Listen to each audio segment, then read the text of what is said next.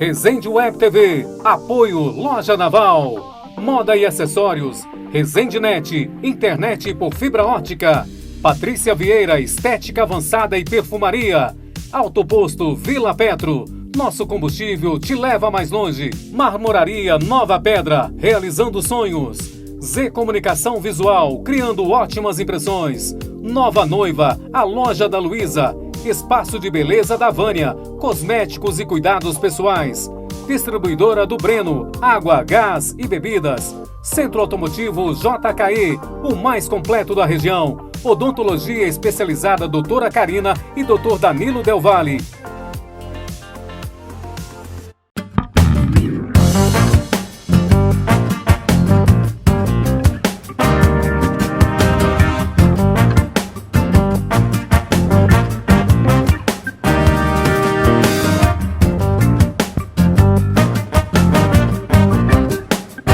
Boa noite, meus amigos que acompanham aqui a Resende Web TV, o Toró de Parpite, esse programa semanal nosso aqui, batendo papo com pessoas que têm coisas para dizer para a gente, que interessam para a gente, que mudam o nosso modo de pensar, de agir, que transformam valores e a sociedade. Aqui na nossa Vila dos Cafezais, como eu gosto de chamar para a Resende. O nosso convidado hoje é o Julian Silva Carvalho, que acaba de fazer uma pesquisa muito interessante da Emateca. Nós demos até ontem no jornal, na coluna Café em Foco com a Valéria Vilela, e a gente convidou ele aqui para bater um papo mais, aprofundar e detalhar essa pesquisa. Ô, Julian, seja muito bem-vindo aqui ao Toró de Parpite. Muito obrigado, Luiz. Muito obrigado também pela oportunidade, né? Uma boa noite a todos. Bom, você está falando aqui para a sua região, para o sul de Minas, né, Júlio? Você é daqui, né? Minha família é do município de Cássia. Muito bom, é perto da gente aqui. Fala um pouco aí pra gente, Júlio, vamos apresentar você. O que você faz hoje e da onde você veio, tua formação, tua história inteira. A gente sempre faz isso aqui. Fique à vontade. Minha família é de Cássia, eu sou natural de Cássia. Eu já estudei, inclusive, em Muzambinho, fiz técnica agropecuária. Depois eu fui fazer agronomia em Viçosa, e daí mestrado. E hoje eu estou na coordenação técnica estadual de cafeicultura da Emater, Minas Gerais. Você fica baseado em Belo Horizonte? Eu fico em Belo Horizonte e viajo o estado todo, né? Atendo as 4 regiões do estado. O sul de Minas, as matas de Minas, o Cerrado e as Chapadas de Minas, que compreende aquela região ali de Capelinha, Gelândia. Então, viajo o estado todo. Em Minas Gerais inteiras produz café ou tem regiões específicas? A gente costuma dizer que tem as 4 regiões específicas, né?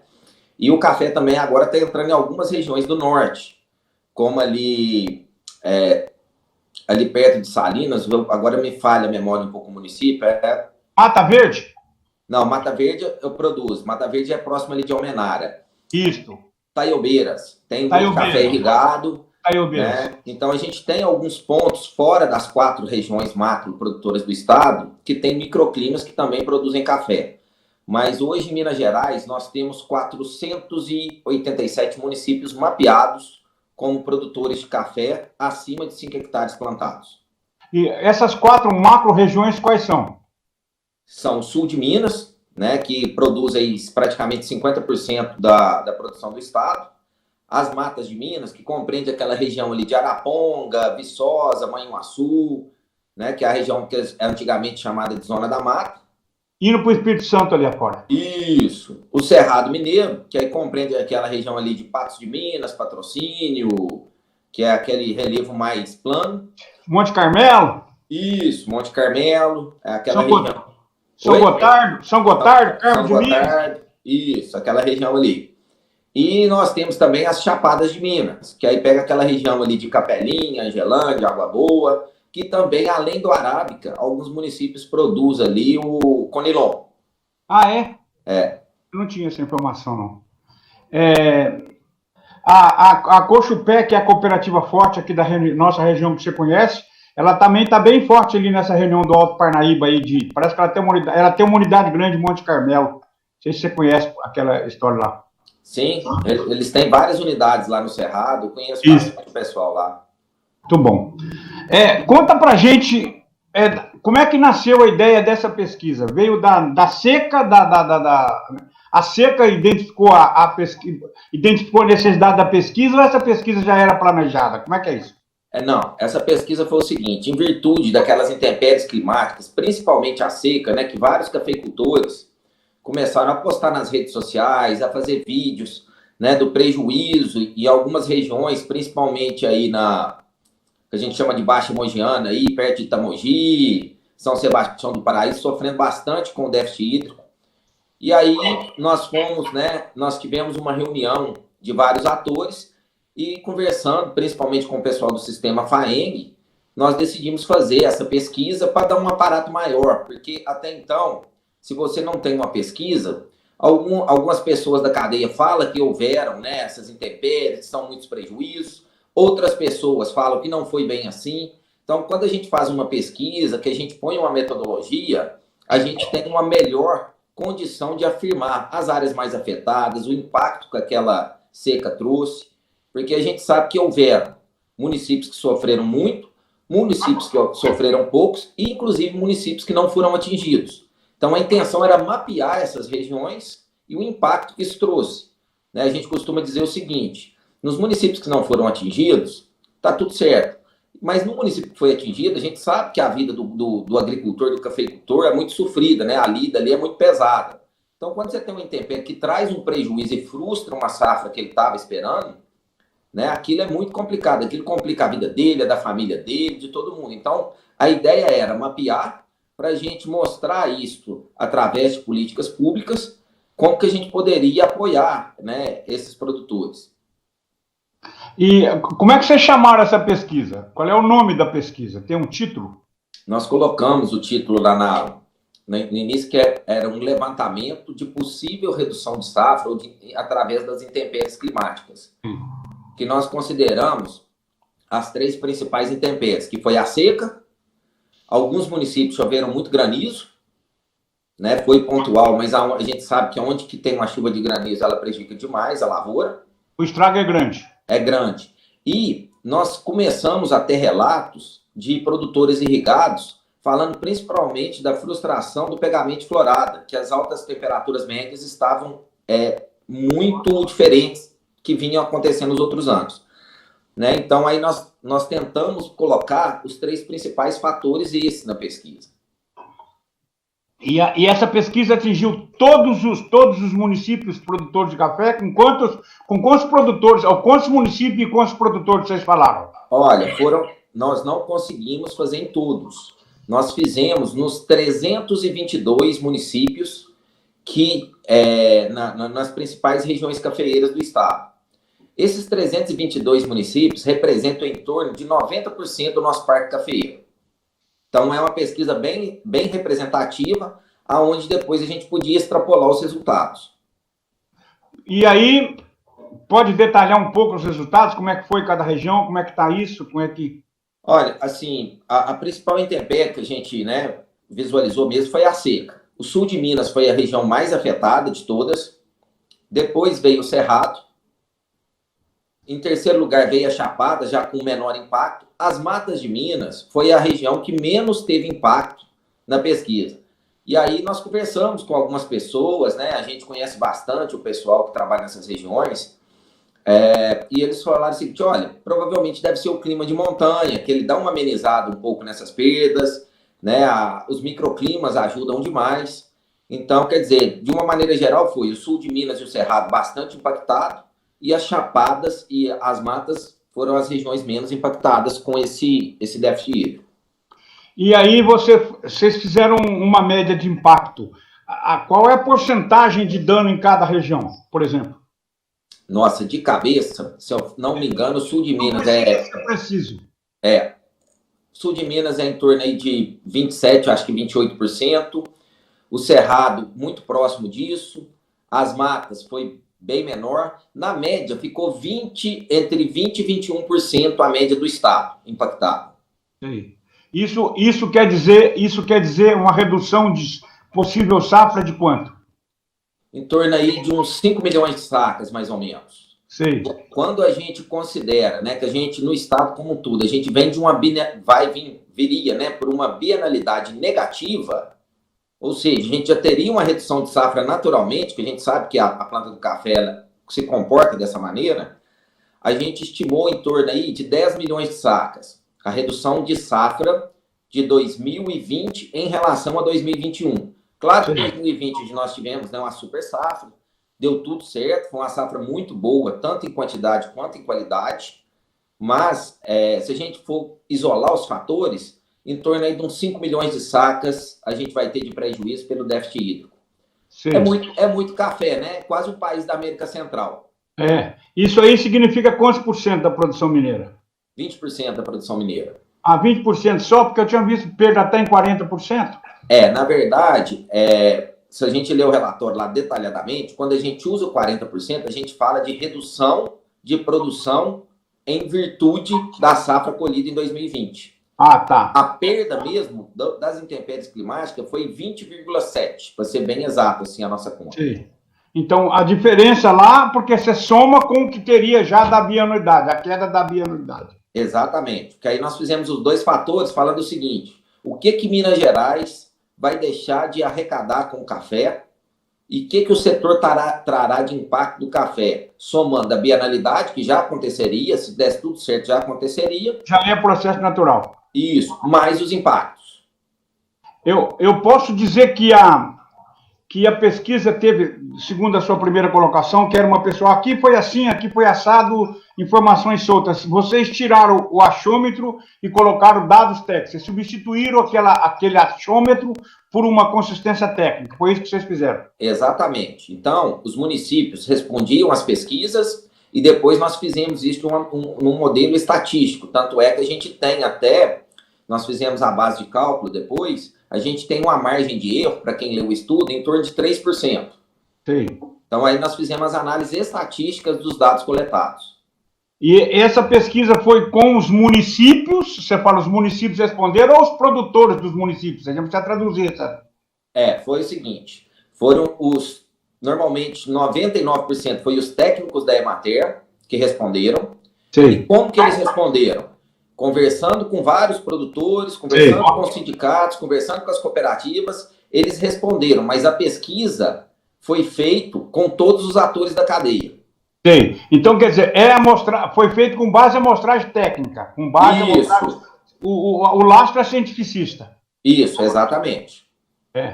E a partir desse estudo, vocês vão estabelecer plano de trabalho, orientação, como é que funciona? Ou é um levantamento para informação do produtor?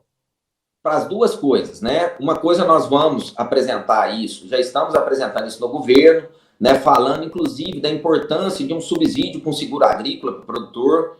Muito importante isso. Muito importante, porque uma coisa é a safra que frustrou, mas e o dinheiro que ele teria para ter uma vida, né, tranquila ali? Isso ele não vai conseguir recuperar. Às vezes ele consegue uma linha de crédito para refinanciar, mas ele precisa do seguro. E a gente sabe que um seguro hoje é muito caro. Então a gente está tentando sensibilizar um pouco, principalmente o governo de Minas, mas nós vamos no CNC tentar sensibilizar outros governos para subsidiar uma parte desse seguro, né? Principalmente para Minas Gerais, isso é muito importante, né? Para os nossos cafeicultores e para demais produtores. Sim. Esse trabalho também é levado para as cooperativas? Nós temos muitas cooperativas no estado, não temos? E esse trabalho é levado para as cooperativas, discutido, elas participam desse processo? Elas participaram desse processo, sabe? Os técnicos ligam para os departamentos técnicos das cooperativas, às vezes fazem visitas, conversam, como que vocês estão vendo, como que vai ser a redução, em tais municípios, como que houver essa redução. Depois de todo esse bate-papo, igual nós estamos fazendo agora, tem-se um consenso que naqueles municípios teria uma redução X ou Y. Você pode olhar lá que a base técnica do estudo ela é bem aprofundada, inclusive a gente mede impacto na frutificação, impacto em queda de folhas, porque o estudo ele é muito técnico. Então a gente tinha índices técnicos que a gente conseguia extrapolar esses índices para depois a gente tentar mensurar essas perdas. Você tocou num aspecto muito importante que é a questão do seguro, né? Porque você tem a política da Conab, que é a garantia de preço mínimo, né? Essa história do seguro vai além disso, né?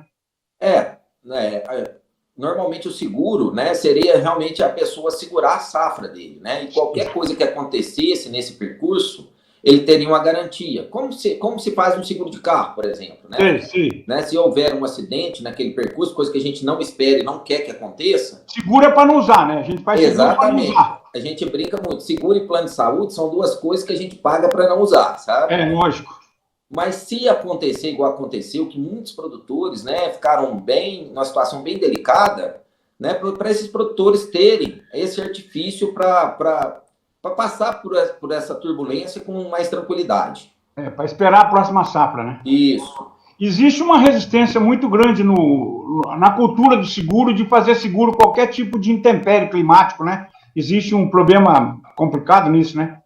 Existe, porque é uma coisa que a gente é engraçado isso que a gente vem discutindo com alguns atores financeiros, né? E eles falando dessa resistência. Não sei se a gente pode lembrar disso. Antigamente, carro em cidade grande, eles faziam seguro, mas não faziam seguro para enchente, para queda de árvore, essas coisas. E aí, algumas seguradoras começaram a fazer. Hoje, todas já fazem, porque senão a pessoa muda, né, o seguro. Então, acho que é uma discussão que a gente tem que aprofundar com todos os atores da cadeia, inclusive os produtores, que também têm muita resistência, porque acham que o seguro é uma coisa que dificilmente vai acontecer. Mas eu acho que é uma discussão que a gente tem que trazer para todo mundo e que a gente acha que é importante, sabe? Claro que é sempre uma decisão individual do produtor, mas a gente acha que é importante ter todas as cartas na mesa e ele ter o poder de decisão dele. Eu acho que um elemento muito importante nesse processo aí de convencimento para baixo, para a cadeia produtiva, para o agricultor, para o produtor rural, são as cooperativas. Eu acho que elas vão ter um papel importante. E muitas cooperativas, como a de Guaxupé, por exemplo, a Copichupé, tem capacidade de convencimento para cima também, né? Tem poder de barganha muito forte com o estamento burocrático do governo, né? Algumas cooperativas, né, como a Cochupé, né, vou citar mais algumas, talvez, a Minasul, a Cocatrel, são cooperativas maiores, elas têm um poder de mobilização, tanto, né, dos seus cooperados, quanto vamos falar assim, da cadeia para cima, né? Porque são cooperativas grandes, muito representativas no setor, muito importante para os produtores, para defender esses interesses dos produtores. Sim. Aqui tem uma cooperativa pequena também, que é a Coopervita de agricultura familiar, que é um pessoal mais novo, com a cabeça... É o pessoal do Fair Trade, entendeu? Do preço justo. Esse pessoal também, eu acho que eles têm uma capacidade de convencimento também, que o modelo deles é bem é menor e mais prático de operação. O que você acha? Nós temos muito esse modelo aqui da Coopervita no estado? Temos bastante.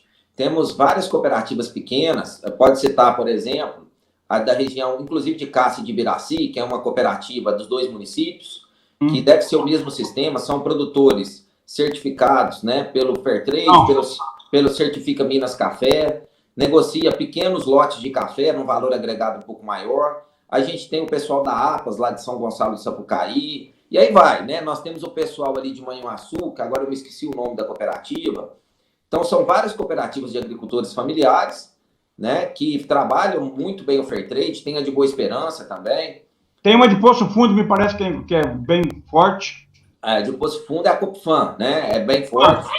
Né? Inclusive, eles têm um viés de mercado dos cafés orgânicos muito grande. Então, ou seja, a gente tem muito sistema cooperativista, né, em Minas Gerais. Isso é muito importante para o produtor.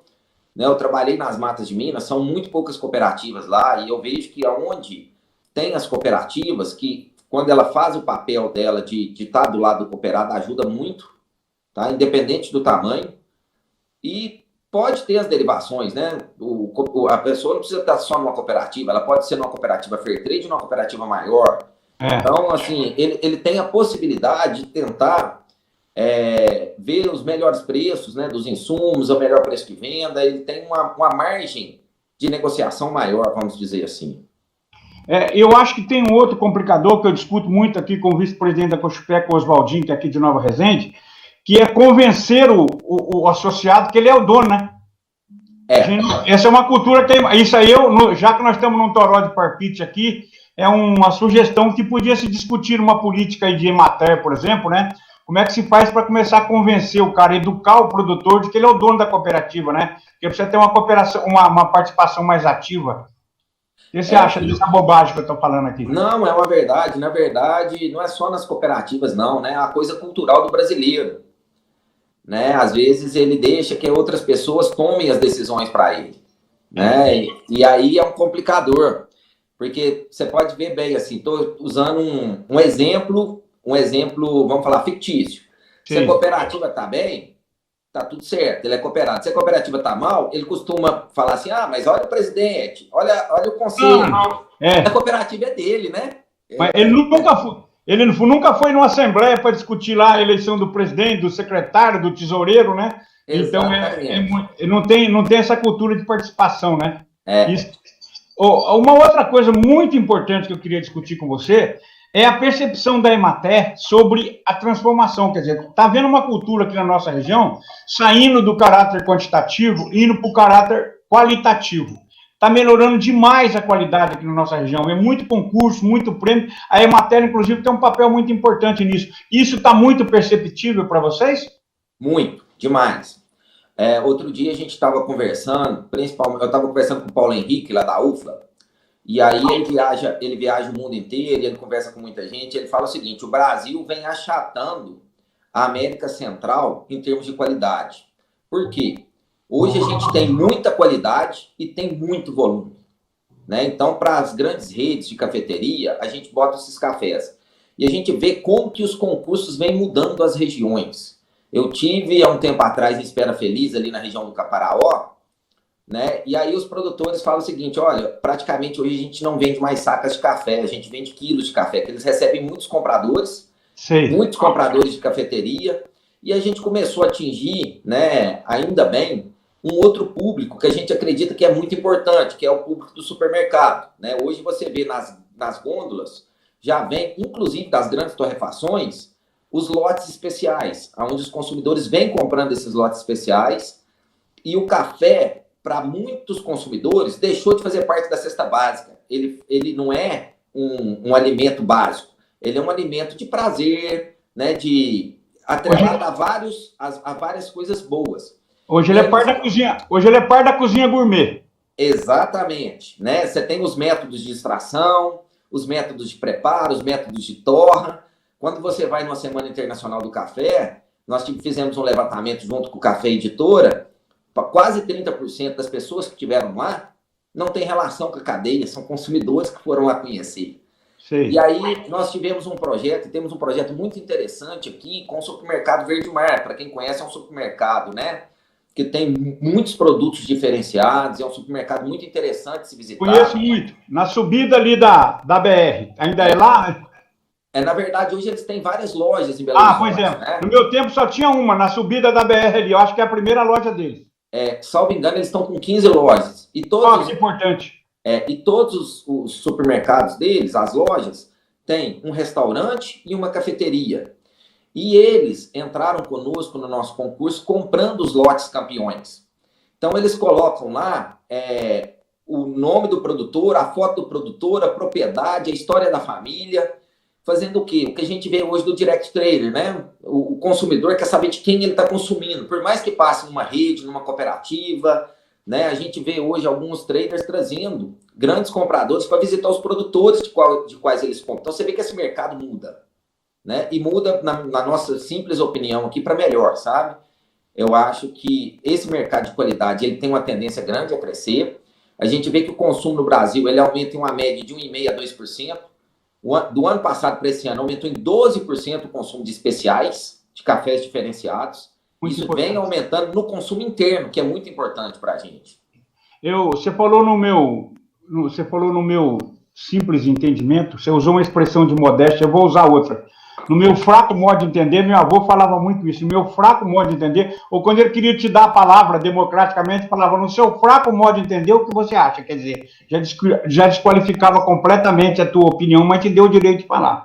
É o seguinte, eu acho que o café, até falei outro dia isso aqui, acho que foi com o Oswaldo, com alguém de cooperativa, de que o café está indo naquele caminho de 10, 15 anos atrás do vinho. O brasileiro se educando para tomar vinho, só que a produção era internacional. O café tem essa qualidade, a produção nossa, né? Nós podemos dizer, nós entendemos disso aqui, né? Olha, são duas coisas. Os vinhos e os queijos gourmetizados eram internacionais. Hoje, Minas Gerais... Lembrou muito bem. Produz os melhores queijos Do mundo. Inclusive, de 50 queijos premiados na França, 37 eram mineiros. Olha só. Minas Gerais hoje já tem algumas vinícolas premiadas, né? Além das do Sul. E uma coisa muito interessante que você tocou é o seguinte: aonde que o vinho se popularizou? Quando o vinho especial, que a gente chama, o vinho melhor, começou a ir para gôndola em massa no supermercado. Isso. Hoje, de anos para cá, nós estamos vendo isso acontecer com o café. Porque antigamente, nos supermercados, eram só o café extra forte tradicional, que são cafés de pior qualidade. Sim. Hoje, a gente já está vendo essa mudança de comportamento, porque tem público que compra esses cafés. Né? A gente vê hoje, por exemplo, nas lojas do supermercado Verde Mar, café de várias origens, café em grão. Né? Quanto que um consumidor comprava café em grão há 10 anos atrás? Né? Então, e aí, quando a gente chega no supermercado trazendo esses cafés de melhor qualidade, vamos dizer assim, você populariza, né, o consumo desses bons cafés. Então, esses bons cafés têm uma tendência de ser mais bem valorizados no mercado. É interessante porque mesmo as grandes cooperativas, como a Cochupé, ela já produz um café especial, ela já está nessa linha e está produzindo muito, né? Quer dizer, esse processo da qualidade estabeleceu de forma... Aqui é muito interessante, aqui tem uma guerra de qualidade, uma disputa de qualidade, uma concorrência muito interessante, muito produtiva. E agora o mercado começa a valorizar esses cafés de melhor qualidade, né? Inclusive, inclusive no mercado de commodity, né? Quando você entra na Bolsa de Nova York, os cafés lavados brasileiros, que são os nossos cerejas descascados, estão bem valorizados em função dos cafés, vamos falar, bebida dura, né? O café bebida dura comum. Eu não tenho esse grau de especialização, não. Eu sou um ignorante no assunto. Não, assim... eu acho que esses cafés especiais, claro que a gente sabe que numa propriedade ela produz todo tipo de café, né? O produtor está à mercê de chuvas na colheita, ele está à mercê, né, de um lote aí riar no terreiro, e a gente sabe da penúria do produtor, mas a gente vê que cada dia mais o produtor brasileiro melhora a sua performance em termos de qualidade, sabe? Cada vez ele capricha mais na pós-colheita, cada vez ele capricha mais na nutrição, sabe, no controle aí de pragas, doenças. Então, você vê que o Brasil vem melhorando muito a qualidade do seu café. E a nossa região aqui fica muito feliz que nós vivemos. Nós dependemos essencialmente aqui, o nosso oxigênio econômico, a vida econômica, cultural, política, tudo depende do café. Outra coisa interessante aqui, eu estou até com o modelinho do café aqui que eu trouxe para levar para o pessoal aqui, como é que chama, João, o negócio de certificado de origem. Certificado de origem, tá vendo? Aqui é um café colombiano, aqui no certificado de origem. Tá dando para ver aí bem? Certificado de origem aqui, o café de Antioquia, tá aqui escrito os detalhes. Esse é um café que já tem sido fabricado aqui também, para você conhecer, aqui no distrito chama Petúnia, uma embalagem completamente diferente. Eu nunca tinha visto aqui, se aperta aqui, ó, e sai o cheirinho do café aqui, tá vendo? Esse é um café que é vendido, já manda para a Alemanha, quer dizer, já está havendo um upgrade muito interessante. Eu não sei se eu estou atrasado no processo, se já faz tempo que acontece, mas é uma qualificação muito, muito interessante. Sim, muito interessante. E alguns municípios, sabe, a gente tem visto filhos de produtores voltando, né, fazendo inclusive cursos de inglês para receber produtores. Então, você vê, isso é sucessão rural, sabe? Porque você tem que ter o seu produto, né, produzir, eu brinco muito que produzir café é um vício, mas tem que vender bem, porque a gente precisa viver da cultura. Sim. Quando você fala que... Quando, Luiz, você cita que Nova Resende vive do café, eu vou extrapolar esse dado. Minas Gerais vive do café. A agricultura vive do café e a renda do Estado depende do café. Muito café. Para você ter uma noção, o café hoje é o segundo produto da pauta de exportação mineira. Só fica atrás do minério de ferro. Minério de ferro, só minério de ferro. Que é um bem, né, que finito, daqui a pouco ele vai acabar. E o café, não, o café ele pode ser sustentável. Né? Então, a gente vê hoje uma valorização da agricultura no país, porque começaram a perceber que a agricultura é o futuro, não tem jeito, sabe? As pessoas precisam se alimentar. Nunca vai parar de comprar alimento, né? Nunca vai parar de consumir alimento, né? E café é um alimento importantíssimo. Importantíssimo, porque é um alimento, inclusive, que paga-se diferencial por qualidade, como no vinho. Sei. Né? Então, assim... quando a gente vê as cafeterias, várias cafeterias, outro dia eu fui numa cafeteria em Belo Horizonte, que estava aberto o comércio aqui ainda, você tinha lá 19 tipos de café, e cada café contava a região, a história do produtor e as características do café, se era um café mais cítrico, se era um café mais achocolatado, e aí você escolhia em função daquilo. E o método de preparo. Então você vê que os consumos vão mudando.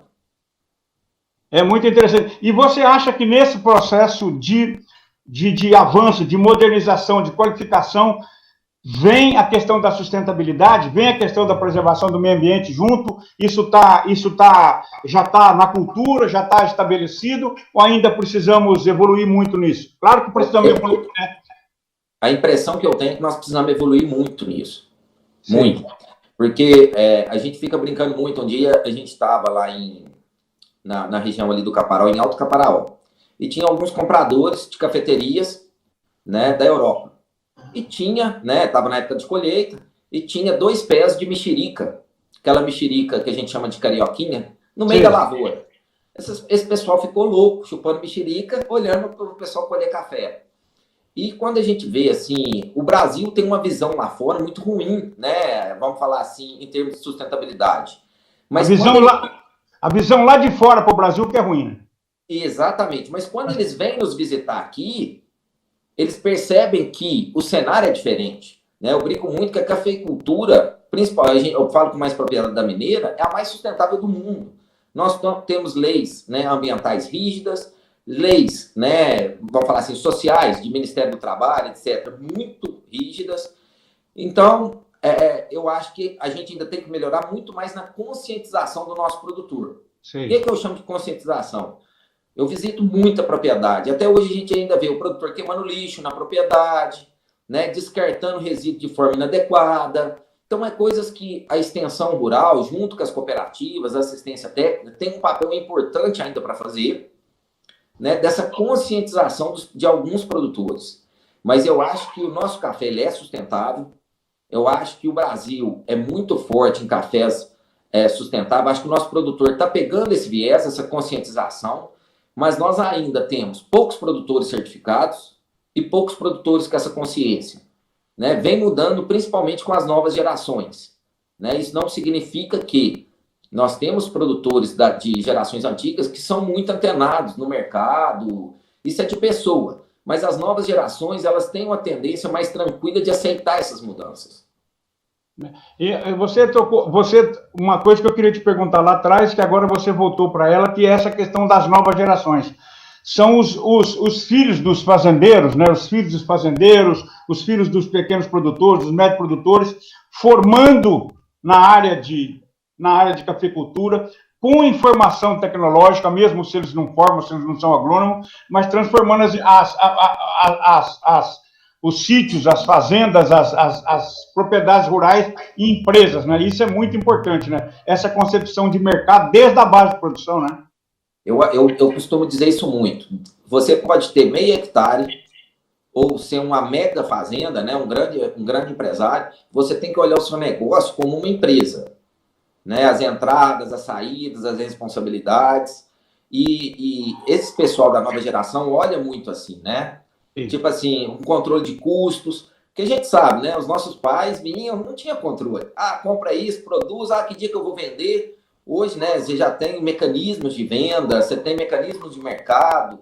Então, é muito interessante você ver essas mudanças, né? Outro dia eu estava até vendo uma entrevista do Blairo Maggi, né, sobre o problema que estava dando na soja da entrega, né? Porque a soja mudou muito os patamares de preço e os contratos, alguns produtores não estavam querendo cumprir. Isso, para a gente, no Brasil, é muito ruim. Sim. Né? A gente traz uma visão muito ruim. E essas outras gerações já vêm com uma visão um pouco mais, vamos falar assim, mais... evoluída. Mais atirada, mais evoluída. Mais atirada, mais ousadia. Mudanças, né? Sabe que as coisas hoje são muito dinâmicas, né? Hoje a evolução nossa é muito rápida. E aí, alguns anos atrás, o Steve Jobs ainda fala que toda tecnologia, quando ele lançou, sei lá, o iPhone 7, toda tecnologia daqui a 10 anos será obsoleta.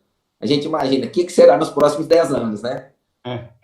Eu acho que uma das percepções da modernidade é o tempo das coisas, né? Quer dizer, o tempo das coisas, o tempo do antes era muito muito devagar, vamos dizer assim, né? Hoje a velocidade é outra, é o tempo das coisas. E outra coisa que eu acho muito interessante é discutir isso com meu pai. Meu pai era celeiro, fazia cela e tal, entendeu? E aí ele nunca colocou o custo dele. Quando ele fazia o preço, entendeu? Quando ele fazia o preço, o lucro já estava o custo dele, quer dizer, ele nunca se colocou, o custo dele, pessoal, não entrava, né? Então é muito engraçado isso. Esse é um problema na construção do preço, né? A mão de obra do dono não é qualificada nem quantificada na hora de vender, então vai sempre ficar apertado, né? Não separa o custo pessoal com o lucro, né? Exatamente. Esse custo ele existe, né? Porque se tivesse outra pessoa fazendo aquele trabalho, estaria cobrando. Ele estava pagando. Eu não sei se eu conseguir fazer as perguntas aqui. Todo mundo que vai assistir aqui, a gente está numa região aqui que é muito, muito importante, né? Esse negócio do café. E outra coisa que eu queria deixar registrado, que você já deve saber, é que quando a gente discute café aqui, existem dois fatores que são muito importantes para se levantar. Primeiro, o Instituto de Muzambinho, que você estudou. O papel que ele tem aqui na região de formação, de consciência. Isso quem sabe, quem estuda, quem conhece, isso eu já tenho identificado muito claramente. E o papel da cooperativa também, das cooperativas, na qualidade de vida do cafeicultor, tá entendendo? Porque vai muito além da relação de produto, mexe na vida da pessoa, na cultura. Isso também é identificado quando vocês fazem estudo, vê essas coisas? Não, bom, nesses estudos a gente sabe que, né, todos os atores da cadeia eles contribuem de uma maneira diferente, uns mais, outros menos. A gente sabe que os institutos, as universidades geram muito conhecimento, geram essas pessoas que nós estamos falando, esses filhos de produtor, normalmente estudam nesses locais. Então é uma mudança, inclusive, de paradigma, né? Eu acho que o papel das cooperativas, principalmente da assistência técnica, da conscientização dos produtores, junto com a Emater, junto com outros atores de ATER, que a gente chama, Senar é importantíssimo também aqui. A gente tem visto a presença do Senar muito forte aqui também, muito importante. E aí, o que eu falo? Eu falo o seguinte, está todo mundo no mesmo barco. Sim. Temos que remar e colocar a vela na mesma direção do vento. Sim. Tá? Quando um não coloca, a cadeia ela trinca, né? A gente brinca que ela se segura. Né? E eu costumo falar o seguinte, às vezes a gente vai fazer algum projeto com alguma empresa, eu falo assim, ó, vai ser bom para o produtor? Né? Que eu falo, nós, Emater, vai. Então nós estamos dentro. Pode contar conosco. Então essa conscientização que esses institutos, que a cooperativa tem, é importantíssimo. Por quê? Como nós falamos aqui, a cooperativa é do produtor. Né? Então, ela está dentro da vida do produtor. É onde o produtor compra os insumos, é onde ele entrega o café, é onde ele tem uma relação, é onde ele tem um bate-papo ali, é onde, se ele tem um problema na lavoura, ele está conversando com o técnico para ajudar a solucionar. Então, a cooperativa e as entidades que fazem assistência técnica são muito importantes. E o Instituto, como pesquisa, é bem interessante. Nós estamos tentando agora desenvolver uma pesquisa junto com a IPAMIG, que nós estamos querendo mapear em vários municípios de Minas, fazer um teste de cultivares, para ver como cada cultivar de café se comporta. Porque a gente, às vezes, vê uma cultivar que vai muito bem numa região, e aí todo mundo chega e planta ela em outra. E lá ela não vai tão bem. Então, a gente está querendo fazer um trabalho junto com a IPAMIG, de 30 a 50 municípios, testando essas variedades, porque aí a gente pode falar para o produtor, com certeza, qual que seria mais indicado para ele usar naquela característica que ele tem ali naquele município. Então, quer dizer, todo mundo acha que hoje está em prol da cadeia andar e andar bem. A cadeia produtiva funcionar sistemicamente. Sistemicamente. E o que nós, né, aqui da Emater, pudemos contribuir com isso, e eu não tenho dúvida que tanto os institutos, quanto as universidades, e principalmente as cooperativas, contribuem demais com os produtores. Julian, se você tiver mais alguma coisa que você acha importante para colocar aí, fique à vontade, nós vamos encerrar aqui. Agradeço muito a sua presença aqui no Toró de Parpite, mais uma aula, tenho certeza que toda a cadeia produtiva aqui, muito importante, vai gostar muito da sua entrevista, das suas informações super importantes, e a gente também tem um pouco mais da imagem aqui da Emater, né, desse papel super importante e fundamental da Emater para a agricultura, né, para a formação da consciência de produção, principalmente. Muito obrigado pela sua presença aqui. Eu que agradeço, Luiz, pela oportunidade, né, colocar, né, a você e aos produtores que nos assistem. A Emater está à disposição de vocês, né, nós trabalhamos para o produtor. E agradecer muito, assim, pela oportunidade. Sempre que precisar de alguma coisa, nós estamos à disposição, né? Agora, aí você já tem meu contato, né? Qualquer coisa, nós estamos juntos, tá bom? Muito obrigado pela sua atenção, um grande abraço. A gente vai precisar sim, a gente fica atrás, tá bom? Tá bom, grande abraço. Um abraço, muito obrigado. Vocês acabaram de assistir a entrevista que nós fizemos aqui no Toró de Parpite com o Julian, um agrônomo da Emater, que acabou de fazer essa pesquisa super importante, mapeando a cafeicultura mineira de ponta a ponta, 400 e tantos municípios produtores de café, para fazer essa avaliação técnica sobre o que aconteceu com a estiagem do ano passado, as consequências da estiagem do ano passado. Uma entrevista densa, uma entrevista com muito conteúdo, muito importante. Espero que a gente tenha avançado por todos os caminhos de interesse. Com certeza não fiz isso, porque eu não sou um especialista, entendeu? Então, mas a gente espera ter oferecido um conteúdo de interesse de todos. Muito obrigado, até a semana que vem com mais um Toró de Parpite. E viva a Nova Resende, viva a Vila dos Cafezais. Muito obrigado, um abraço.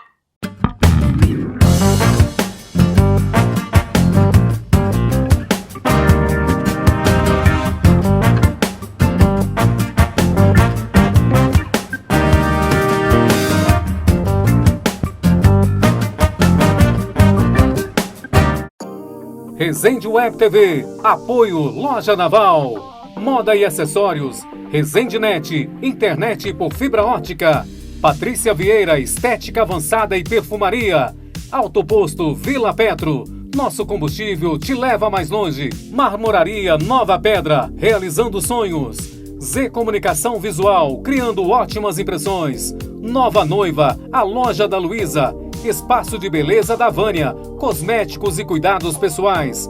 Distribuidora do Breno, água, gás e bebidas. Centro Automotivo JKE, o mais completo da região. Odontologia especializada Doutora Karina e Dr. Danilo Del Valle.